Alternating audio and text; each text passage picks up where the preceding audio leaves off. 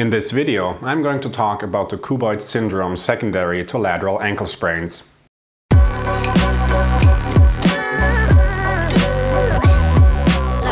Hi and welcome back to Physiotutors.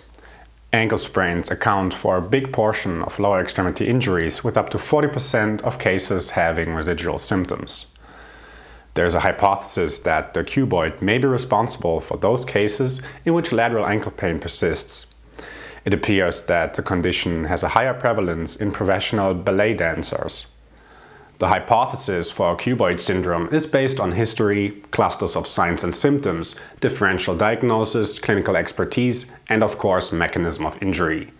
It's assumed that during a severe initial inversion trauma, torsion between the cuboid and navicular bone and cuneiform as well as the calcaneus leaves the cuboid in a relatively supinated position.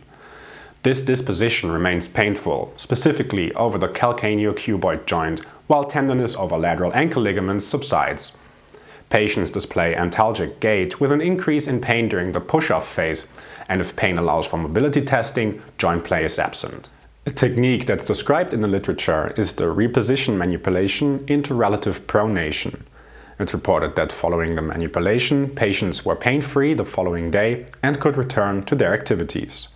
For the technique, the patient lies supine with the leg extended and the foot hangs over the edge of the bench. You're going to position yourself medially to the foot and place the hypothena of your contralateral hand on the lateral and plantar aspect of the cuboid, just proximal to the base of the fifth metatarsal. The hypothena of the other hand is placed dorsally and medially on the cuboid, which is lateral and proximal to the line between the third and the fourth digit. In this position, the forearms form a straight line. After you fold your hands together, ask the patient to make active maximal dorsiflexion, which pretensions the cuboid in submaximal eversion. Build up compression through your elbows as well as increase the pronation pretension direction.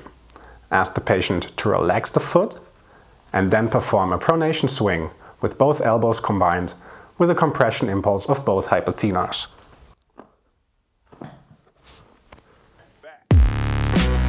As previously mentioned, differential diagnosis is necessary, and the first step of assessing ankle sprains should be to exclude a fracture, so make sure to watch our video on the Ottawa ankle rules next.